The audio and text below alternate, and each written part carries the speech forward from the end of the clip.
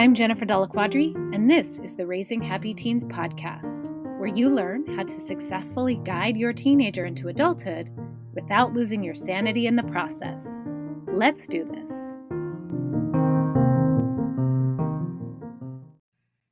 Welcome back to the podcast.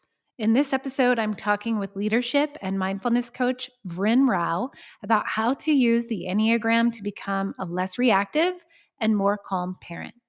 Vrin specializes in helping individuals, parents, groups, and teens decrease their emotional reactivity and overcome self-sabotaging tendencies. She uses the framework of the Enneagram, yoga psychology, and meditation practices to help others solve the question of, why do I get in my own way?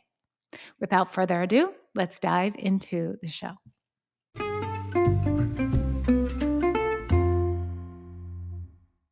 Let's get into this. Vrin, I'm so excited to have you here. I know you are an expert on the topic of Enneagram, and I can't wait to hear what you have to say. Before we dive into any specifics, let me just give you a chance to introduce yourself and talk a little bit about what you do. Thank you so much, first of all, for having me. It's such a pleasure to be here. And I'm an Enneagram coach, meditation teacher as well. And one thing I'll maybe preface by saying, what is an Enneagram coach? Well, really, I use the Enneagram to help others understand why they experience reactivity in their lives. And so I also use yoga psychology, meditation, but the framework of the Enneagram is so powerful because it helps us understand why we become reactive. And so that's really what I do. I work with leaders, I work with, I say leaders, but I feel like everybody is a leader. Whether you're a CEO of a company, whether you're a parent, whether you are just someone who is trying to work on yourself, everyone's a leader. So I work with people, human beings. Right. I love that mindset. And my audience knows that I am very much into meditation. I practice yoga regularly. I have for years, and it's no surprise that our paths cross because we have a lot of overlapping interests and specialties. And yeah, I agree. It is very much everyone is a leader in their own life. And I brought you on to talk about the Enneagram and also to talk a lot about reactivity, which we'll get into all of that. But I know a lot of the parents I work with and the teens I work with can struggle with reactivity and have some really negative consequences in their life as a result. So I'm excited to dig into this with you. Let's just get started by talking about the Enneagram a little bit. So talk to me. I know a little bit about it, but talk Yes. to me and explain it as though I've never heard of it, because I know there are many people in my audience who haven't. So how would you explain that? So the Enneagram, literally Ennea and gram, Ennea meaning 9, gram meaning figure, a 9-pointed figure, is a framework that helps us understand why we do anything that we do. It specifically focuses on meditation. And so, although it's known as a personality typology, it differs from other frameworks, which can be very useful as well, but they tend to be more behaviorally based. And that is why I'll say right off the top, a test typically doesn't help you in figuring out the lens in which you see the world through, according to the Enneagram, because it requires deep questioning to really get to the heart of what is your motivation, what drives you. And so coming back to that piece about 9, the Enneagram speaks about 9 lenses or 9 motivations by which we see, interact, and process the world through. Now, we have all of these 9 energies within us, but there's one that really drives the show. And so when we start to tap into that and really start to see how almost every interaction we have has this kind of propelling it unconsciously behind it, we really start to experience a type of self-awareness that otherwise is often intangible or can almost feel a little woo-woo. There's a sense of practicality here. I'm starting to really see, wow, this shows up in everything that I do. Yeah, the lenses is so important to recognize. And I also love that you mentioned that all 9 of the numbers or the personality types are in everyone, and it is all really driven by a primary motivation. So when somebody is able to identify which of the nine is their primary, how could that really help them in their life? They start to recognize what are the fears and the needs that drive them. That's really what comprises motivation, right? And so there are things that I need. Often they're very unconscious to me. We really need somebody to reflect or mirror what our needs are. And often we haven't received that. And that's because our parents haven't received that. And so that kind of cycle continues. It's not in any way their fault, but we can start to shift that by starting to tap into our own. And then when we are offering care to others, whether it's in the role of a parent or whether it's in a role of a caregiver, we can offer that gift to other people, but it starts with ourselves first, right? So when I understand what are the needs that motivate me, this is what I'm constantly going after. These are the fears. This is what I'm trying to constantly avoid. Now I'm starting to see my behaviors in relationship to that.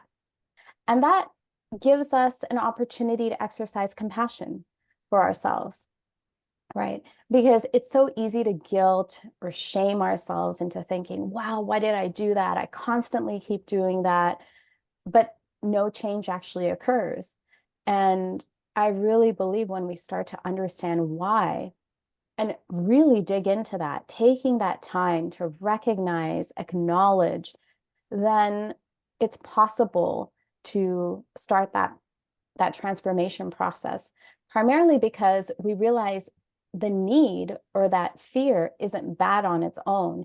It's the way in which I'm trying to achieve it or I'm trying to uh, avoid it that is causing the challenge. Yeah. So it sounds like first it starts with this awareness and then an understanding, but really compassion for the self, for whatever is. But it does take some courage to be able to delve into the why and really look into your internal needs and your internal fears and face them. And it sounds like that's really where the transformation or any type of change could really happen. Exactly. Exactly. And that process of building awareness is not something that can take place right away. It can take years. This is a lifelong type of journey that we embark on when we meet a type of tool like the Enneagram that yes, you may get some quote quick wins here and there, but you're really in it for the process. And as you go through the process, you start to naturally transform and change because you just experience how much more is being revealed to you. Mhm. It really is a process. And it's so important to recognize that because I know a lot of my clients can get really down on themselves when they feel like they're making these efforts to make changes in their life and they kind of hit the ground running and things are going well. And then something will happen and they'll think, oh gosh, I failed. I can't do this. This isn't working. And then they Right. stop and they back off. But what you're saying is it's important to continue this journey and recognize that there's no specific endpoint where you just are there. You're like, oh my gosh, I made it.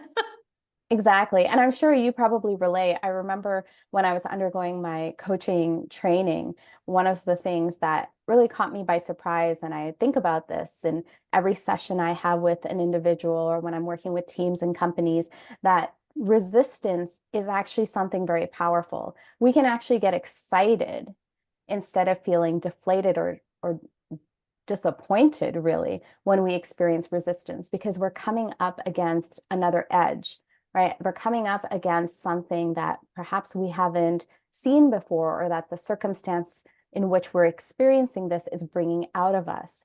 It's an opportunity to actually learn something new. It's so true. And all of those challenges, if you choose to look at them that way, are opportunities for growth and for self reflection. And it's a really good way of looking at that. I have a question about the nine types. Would you say that our type is determined by like when we're born, we're just born with it? Or is this something that's created through our life experience? Great question. So Enneagram experts have been finding more evidence, you could say, towards recognizing it's a combination of both nurture and nature. And so we come in with, you can say, our type hardwired. And one way in which you can look at this personality we're talking about is that this is the wiring of our ego. Yes. This is not our true self. What the ego is trying to do is it's trying to replicate qualities of the true self, right? And so that's why we experience shadows and gifts of each of the types. Okay. And when we're really aware, the ego doesn't need to replicate anything because we're just naturally embodying it. Wow. And that really pulled into all of my experience and training in psychology and the ego, and also tying in with the subconscious mind. And the work I do with my clients is very much getting in tune with who they are, just their innate essence, when they're not in that ego mind and when in the conscious mind. And it sounds like this really is a great tool to be able to reflect upon that and aid you and help you in getting back in touch with that essence. Exactly, exactly. Essence, spirit, that's who we really are. And so there's a way that even each of the 9 types, they have something called essence qualities. So these are the qualities we kind of inherently and unconsciously know we're hardwired to bring this out into the world and to serve others and to really make an impact in this way. And that's why each of the types, there's no type that's better or worse than Yeah. another type, right? There's just, even though we may feel our type may be the worst, it's not true, right? It's all funny that you dependent. say that. Yeah. Because when I first took the test, I'm like kind of on the border of 2 different ones, and I wanted it to be one more than the other because I didn't want to be associated as much with this other one. And it's like, yes, that is the ego mind 100%. Yes, exactly, right? So it's it's so true.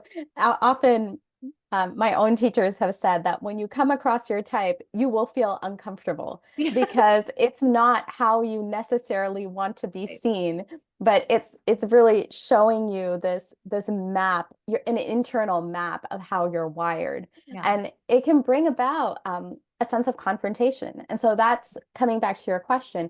That's the nature part, Okay. right? That I'm inherently wired. I come in with this kind of conditioning Mhm. of how I react and interact with the world with these fears and desires. And so there is also a huge place for nurture, however. And so depending on the social structure I'm coming into, whether it's my family of origin, whether it's my community, whether it's the country, all of those may have a certain type energy associated with them as well, right? And so now you're having that influence coming upon you as well. And Mhm. so I've experienced people actually completely mistyping themselves because the culture around them values a particular type. And so they've just kind of almost molded themselves in that way, when actually their innate wiring is very different. Yeah. And then there are others who just completely rebel against that, right? And then they have a very difficult relationship with that energy because it feels like it's being forced upon them, So right? what So there's that happens? tension. Yeah, when someone is rejecting or turning away from their natural type, what might be some consequences of that? Ultimately, I think there's a consequence of not really being able to fully be authentic. Mhm. And there's this internal tension constantly of, is this what I really want? And so is something that perhaps your audience might experience, they've experienced themselves or with their kids, that, we hear that at times, not all parents definitely, but some parents, they feel a sense of, oh, really encouraging a child to go in a particular direction, Mhm. right? But that doesn't feel innately uh, natural to the child. And Right. so if there is a healthy dynamic, then a conversation can be had, and then through a mutual agreement, there's a way in which support can be given to the child to pursue their natural inclination. Now, we've all been that child, and this isn't purely in the career professional sense. Just the way in which we show up in the world is Right. influenced by that. And so we can experience that through that type of rebelling, a type of suppression of self, Mm-hmm. and sometimes a complete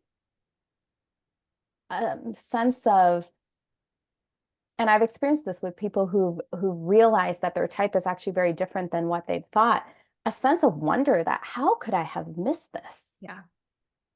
Right. Because they've spent so much time covering it up or not even looking in that direction. So it very much in that way, it is the conditioning. And Yes. you're absolutely correct. It's through most of the parents I talk to, they don't intend to do this, but what they're doing is they are guiding their teen in a direction that isn't inherently best for the teen because the parent thinks it's what's best for the teen because they have the best interests at heart. That's the source of it all. Exactly. But they're not looking at the whole picture and really following the teen's lead because there's some fear there. Now, I know we Hmm. mentioned there's a couple things that I'd like to touch upon. One is when it comes to supporting a teen with this particular tool, how do you imagine would be a good like first step in approaching that?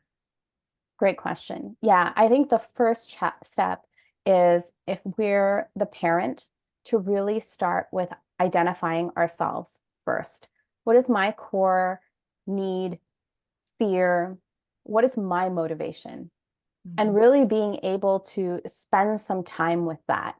Because if that is coloring everything that I do, then of course it's going to color all my interactions with everybody I spend time with, including my teen or my child, right? And so when I start to honestly acknowledge, wow, this is my wiring. Okay, perhaps I'm a person who my core need, and this is for one of the types, is really to experience a sense of internal peace. Mm. Right. I really don't want conflict. I don't like the loud sounds, loud noises, high emotions, low emotions. Like, let's really kind of keep it like steady and calm, and let's just kind of keep it harmonious, right? Then I start to recognize, wow, there are certain things that are beautiful about that, but there are certain challenges as well. Mhm. Because once I recognize that for myself, now if I start to observe my teen or my child, and I'm recognizing, wow, they're built so differently from me. Mhm. Yeah. Okay, I really, really love this. Like, I want peace, unity, flow. That's what I'm all about. And for them, they're just so driven.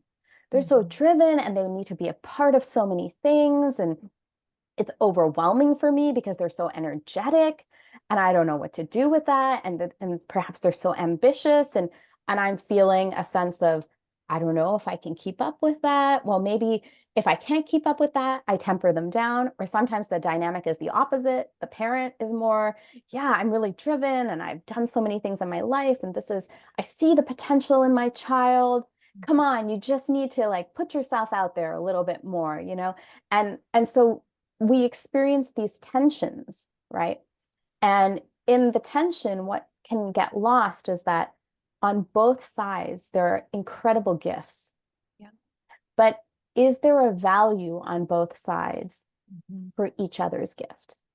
Yeah. It starts with you, basically, is the message. Getting to know yourself, understanding your needs, your fears, so that you can best support your teen. And one of the things that comes up that I think that this could really help with, and I know you are really good at talking about this and explaining this, is knowing how to not act upon those fears and needs Yeah. to the detriment of your relationship with your teen or to their experience, being less reactive. Tell me a little bit about how parents can do that. So I'll take from Viktor Frankl, right? To paraphrase, he said that it's the space between stimulus and response where we find our greatest freedom, right? And so I think for many of us, we've heard this phrase of pause. I just need to pause between stimulus and response. Or in our case, often it's stimulus and reaction. It's not even a response, right? I'm just reacting. And in order to do that, this is really where that piece of needs and fears come in. that if I'm aware of my needs and fears, then when a stimulus comes in, my child is talking back at me or they're being rude, and that's pressing on certain buttons, right? Then I'm able to, and I'll bring in something from an amazing yoga text known as the Gita, which you might be familiar with. And in the Gita, it actually speaks about this concept of um, of being able to pause. And there it speaks about how if we can recognize that all the stimulus that we experience is actually coming through our senses, it's my sense perception. It's my perception right now, my child is being rude to me. Right. That's my perception. Now, it's also true that my senses are imperfect, Yes. which we forget, which I know Uh-huh. I forget Oh, all the yeah. time, right? So if I can hold those things, and the Gita says, what the wise person, what they're able to do is they recognize that happiness and distress are like the winter and summer seasons, right? They are non-permanent Mm. and they appear and disappear, Yeah. right? And they arise due to sense perception. Happiness and distress arise due to sense perception. The wise person learns to tolerate. And so, what my own experience of trying to practice this in my life with my kids, who are not teens yet, but definitely I get attitude, Oh, especially yeah. for my older one, that that space, that pausing is actually a place to exercise tolerance. Mhm. I Mhm. tolerate the suffering. I tolerate that my experience of my child in this moment is that an experience of feeling disrespected or their attitude is rude towards me. Mhm. Now, when I tolerate, often toleration has a passivity associated with Yeah. it, right? It's like, I just need to tolerate. I just need to tolerate. But that's not what tolerance is about. In this case, it's about how can I now bring in some intelligence, some intentionality. When I'm tolerating, I hold my suffering instead of allowing it to just spill out, which is what a reaction is often about, Mhm. right? When I tolerate, there is space to consider other possibilities. Yeah. In my case, is she hungry? Is she tired? I think this applies to all of us, though, not just a 4.5 Absolutely. year old. Am I hungry? Am I tired? Right. Am I hungry? Am I tired? Okay, basic needs first, not Uh-huh. even just needs, basic needs. Yeah. Okay. And then, is there a need that's not being met in her right now? Maybe she went to school and she had a bad day. Somebody said something I'm not aware of. There are other possibilities out there. Yeah. And when I hold that, that might give me the opportunity to respond rather than saying, "You're so rude, go to your room, you're grounded," to perhaps question and say, I'm hearing I'm hearing some sadness or some disappointment. And then we actually have an opportunity to allow our heart to extend to the other and perhaps experience that sensitivity. I'm hearing something else other underneath that layer of quote rudeness. There's something else. Yeah. Yeah. And that's where the meditation practice really comes in, is practicing being the witness of what's Yes, occurring without acting on it. Right. And this is something I encourage my audience to do all the time. And then when it comes to your child, instead of reacting, getting curious about what's really going on is, this is what I say. And it's exactly in line with what you're recommending. Getting curious and then really reflecting upon, so that you're more intentional with your actions. And not only that, you're modeling that for them. exactly. There's like Exactly. so many benefits of it all. You're breaking a cycle, you're Mhm. starting a new cycle. The other individual on the other side is now feeling like, wow, I'm I feel seen. Yeah. And that immediately lowers defenses. And now an actual connection can take place.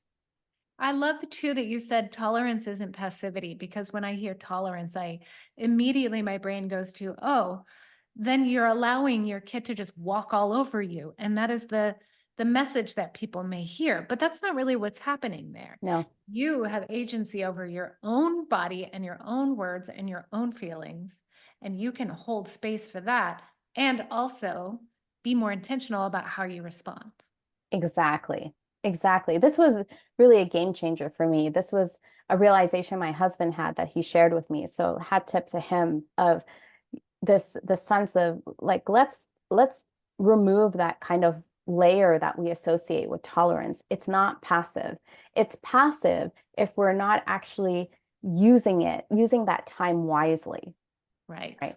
But if we're using it with intention and through a meditation practice, through just learning to pause in numerous different ways, we're trying to bring that in more and more into our lives, then it's actually very active because now I have the ability to choose this is the time to speak, or perhaps I delay a conversation, but that doesn't mean I forget. Yeah. It's the pause button Exactly. that's maybe necessary in that situation. It comes back to that self-reflection. Am I too activated right now to respond in a way that I will look back upon and think that was a good course of action or the right course of action, the best one for that situation? And that's the same thing that happens when you're in the meditation practice, whatever practice it is that you're using to practice mindfulness and being still and being present with what is. To be able to tolerate that experience of discomfort without having to change it and do anything. Yes, exactly. And to recognize this is part of life, that Yes. life isn't all about being comfortable, that I have the capacity and I have the opportunity to build the capacity to just be with discomfort without needing to react to it. I can just sit with it. Exactly. And like you said, it all starts with that self-awareness, knowing at your core what your needs and fears are, having that, living with it, experiencing it within yourself, responding to the world with that knowledge and getting feedback, and then just learning and growing as you go. And I can imagine this is a tool too that teens themselves, if they're open to it, could really benefit from having. So it does start with a parent though. Yes, You try it, you figure it out, you put it on, you see what it's all about. And then if your teenager is open to it, absolutely present it as an opportunity for them to learn more about themselves. But it does have to, I believe, in order to be really effective, come from an innate desire to learn and grow as an individual. exactly. And I'll say here that two things. One, as a parent, we can get really excited when we're learning all these things about ourselves that we almost want to type our children, Yeah. right? And but that's a journey they really should go on, and that we rob them of that experience. Now, that doesn't mean that we may internally type them. And if you do, go ahead and use that information of what are their needs and fears and try that out for size, because you're now able to potentially speak a language that they understand Mhm. by using that. And so that may just help to strengthen your own hypothesis, but still there is no need to interject that on a child, Yeah. right? And then the other piece is that if there are parents in your audience who may not have teens, but who have kids who are younger, in some ways it's even better if you can start younger, because now this is so helpful as they're growing up to Mhm. start recognizing how is my child built. Right. Understanding who they are as they are Exactly. and supporting them with where they are in their journey. Right. That is just so amazing. I'd love to hear a little bit more about the Enneagram. Um, if you wouldn't mind giving us a little bit, can you give us kind of the Cliff's notes of each one so that my Sure. listeners can kind of just get a little like, because they may be listening and being like, well, which one am I? I don't know, because I know that's what I do. Yes. Would you be able to share with us just briefly a little bit about each one? Sure. So maybe I will go through the basic desire, right? Because I think that is not only helpful and inspiring, but it's something that we can really start to look at internally. And so we'll go through the Enneagram. We'll start with the type 1 and then move on. So for the type 1, it's also known as the moralist. My basic desire is to feel aligned, to feel right. These are the individuals who are very principled, right? They stand for something. And with that, there's a sense of high standards because I'm really expecting something very good out of myself, and I want to experience the goodness of others in the world. That's Okay. the type 1. For the type 2, my basic desire is to feel love, to feel connected. So they're known as the helpers, and they truly are. They have a sense, they kind of have these invisible tentacles that can figure out your needs, even if you don't understand your needs, right? And through that, they have an amazing way of making others feel cared for and valuable, really. The type 3, which is also known as the achiever, the basic desire is to feel superlatively valuable. And so these are go-getters in the world. There are charismatic leaders often because they embody what it means to fulfill and go after your potential, right? And when they're very healthy and aware, they can bring out that potential in others as well. Okay. Yep. So for the type 4s, they're known as the individualists, and their basic desires is to feel authentic. So these are, and let me preface this by saying all types can be artists, but these are the quintessential, I am extremely feeling, like I love melancholy, right? If there is a song and there's a particular part of the song that I love, I'll play this on repeat like 90 times, Yeah. right?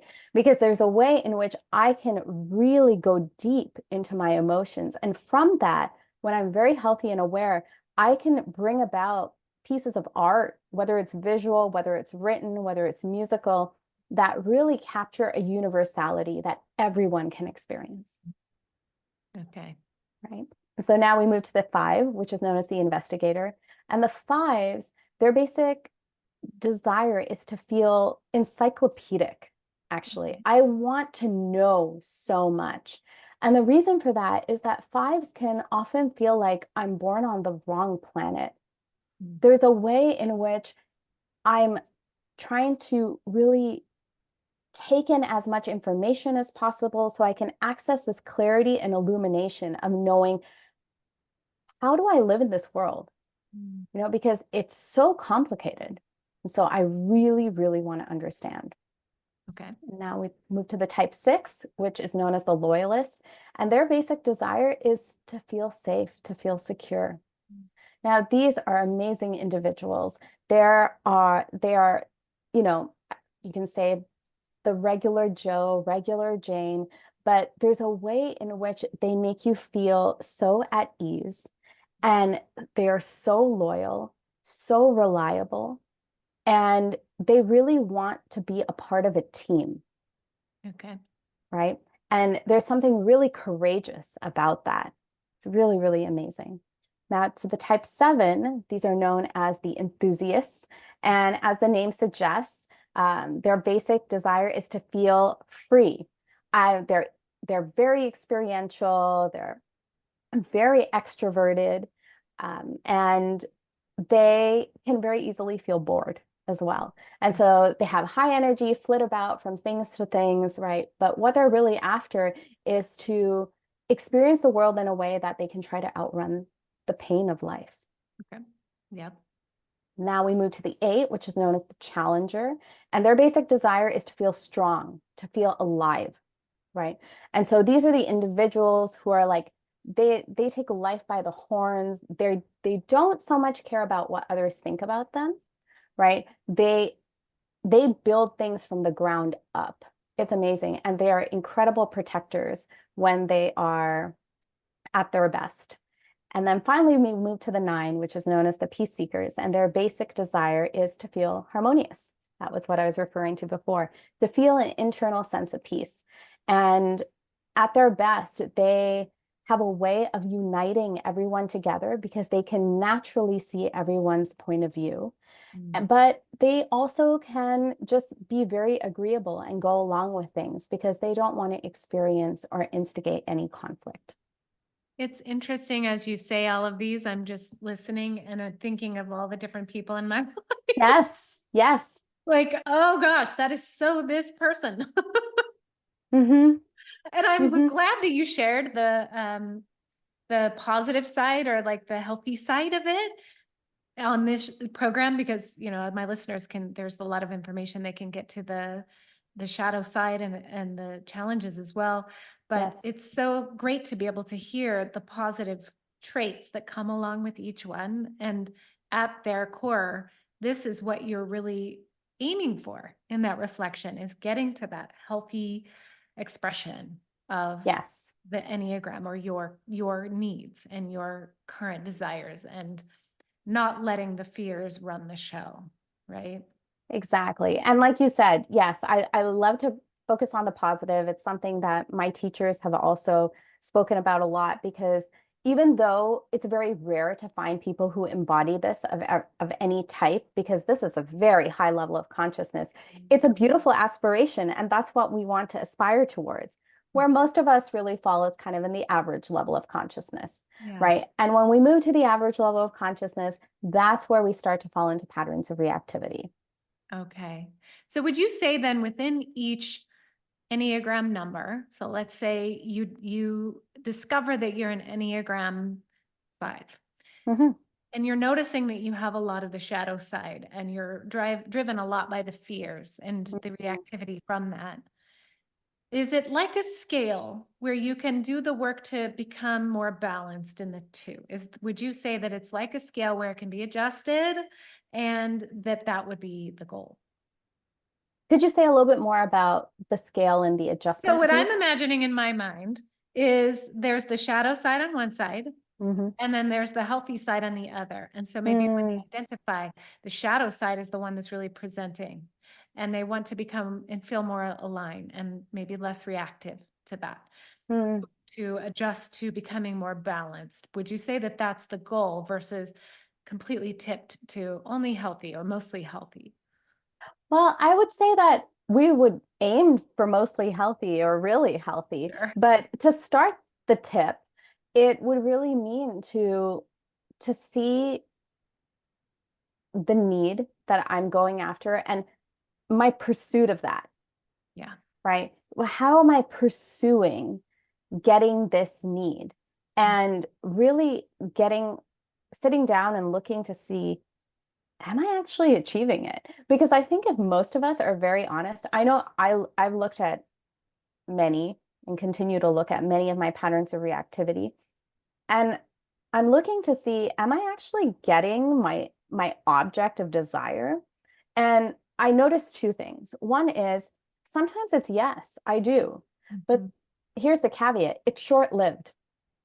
It's short-lived, and it wasn't done in kind of a clean way, right? Which means that perhaps it caused others some type of suffering, or it's caused me a particular type of suffering. So that's one thing. So sometimes, yes, I'm getting what I need, but it's more of like an immediate gratification. It's not a long-term type of gratification, right? That makes sense. Yeah. The second is I actually don't get what I need, but I Uh, keep doing it anyways. uh-huh. I just keep doing it. Like I get annoyed. I get annoyed. I get annoyed, Uh-huh. and like it's Right. not as though anything changes, right? But I'm still getting annoyed.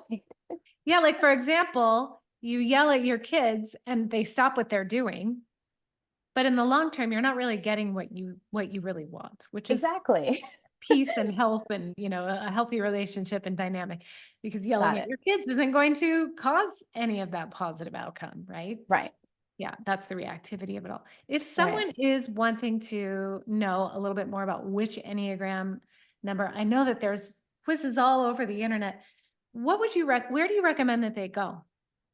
So I recommend three things. So one is if you are not in a huge rush and are willing to really put in the time and effort doing a ton of research. So the wisdom of the Enneagram is kind of, at least to me, like the Bible of the Enneagram. It's very dense, but it has everything there. And it's by Don Riso and Richard and Russ Don Riso and Russ Hudson. Mhm. And going through that, perhaps going through other books, and just really approaching it not with like this quick cliff notes, tell me my type now attitude, but rather I want to take this in and like use this as an experiment to see, like, let me try this on for size. And yeah, am I resonating with this or am I not? Okay. Right. So that's one approach. The second approach is to do a workshop where there's an experienced Enneagram teacher or facilitator who can speak to the different types and give an energy and a flavor, bring life to the types, because I think that's where really where we experience it. One of the things that tests and quizzes can't do is that so much of the energy of the type is conveyed through body language. Oh, interesting. I didn't know Right? that. Okay. Yes. We give away so much about our type just through our Really? body language. Yes. Mhm. And so that's another way. And then the final way is, and this could, and of course, you could do a combination of all three of these, is to do a one-to-one consultation. And so this is something that I offer that I love to do. And it's a conversation, right, where we really go into and explore what might be the motivations, needs, and fears of an individual. And typically, the way it's done is there's a little bit of pre-reading material, and most people I've experienced will come and say, I'm pretty sure I'm not these 5 types, right? Okay. Because the ones that we don't resonate with so much tend to come much more quickly than the ones we do. And so that gives a starting point then of, okay, well, then let's really kind of focus on these, not neglecting those because Right. one of them might come up, but let's focus on these and then really come to a place of, okay, here's a really strong hypothesis. Let's let's get you trying these kinds of um, exercises to really become aware and Mhm. see which one really is starting to fit for you. Okay. What about the free quizzes on the internet? I think they can be really fun. And I've really taken the approach of what one of my teachers who I really respect says. And he says quizzes and tests can be an initial starting point Yeah. if you hold that with the understanding that it could be wrong. Like Right. you can take that and say a test or quiz says it's likely you're a 2. Yeah. Okay, so then how do I hold that? Then I go back, I can read about the type 2. And now I'm starting to look and see, is this really my motivation, right? Like I really want to experience love, connection. There's a way in which I lean in. That's one of the body language Mm-hmm. aspects of like I tend to lean in.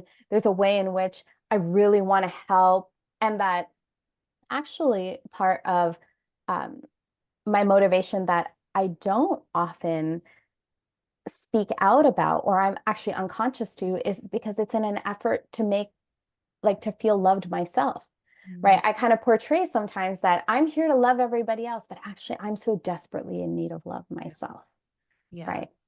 And so because of that, I can actually neglect my own needs, right? That can be a shadow of the two, right? But the gift of the two is, wow, I can really intuit and help fulfill your needs. And so in this way, kind of really start to see, Mhm. perhaps this could be my type. But as I'm doing this, I'm starting to recognize, wow, I'm really resonating, or no, this is actually feeling a bit uncomfortable. Yeah. That's a really good insight because it really does all just start with curiosity. I know we talked about curiosity before, but when you're curious about something and when you see it as being a potential benefit and enriching your life somehow, that's when you get interested and delve into it. And I love that you shared the different layers of ways to explore the Enneagram and incorporate it into your life to enhance your quality of life, really. Yes, that's really it. It's to become, often self-awareness is something that we hear about a lot and we want to experience that, but it can be hard to find a starting place, Yeah. right? Yeah. And what I've been finding more and more in my own life is, well, reactivity is abundant. So that's a really good starting place. Absolutely. Yes. So, if my listeners would like to learn more from you and get in touch with you and receive your support, where can they find you and how can they get to know you a little better? Sure. So they can find me on Instagram. My handle is at illuminate.nyc, ILLUMINATE.NYC. You can also check me out on my website, which is www.illuminate.nyc. And happy to perhaps offer a few links if you'd like to get onto my newsletter list and hear about, future workshops that are coming up. Yeah, I know you host workshops and you have some coming up, and that's a really good place to be able to find all of those. Of course, I'll put all of the links in the show notes for my people to come and be able to follow you. But absolutely, you are an expert in this area. And I've learned so much, not just about the Enneagram, but about how to incorporate it really, and not just making you a better parent, but making you, I don't want to say a better person, but making you a more alive and aware person in Mm. your life. And that's what it's really all about.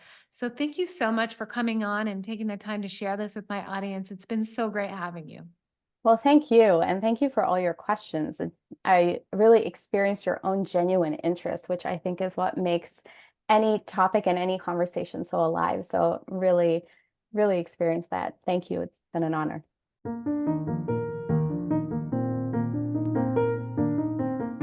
If you liked this episode, I'd like to invite you to join Raising Happy Teens, my free online community for parents of teenagers, where every week I host Ask a Coach. You bring your parenting questions, and I provide expert advice and coaching. Click the link in the show notes to join today. I'll see you inside.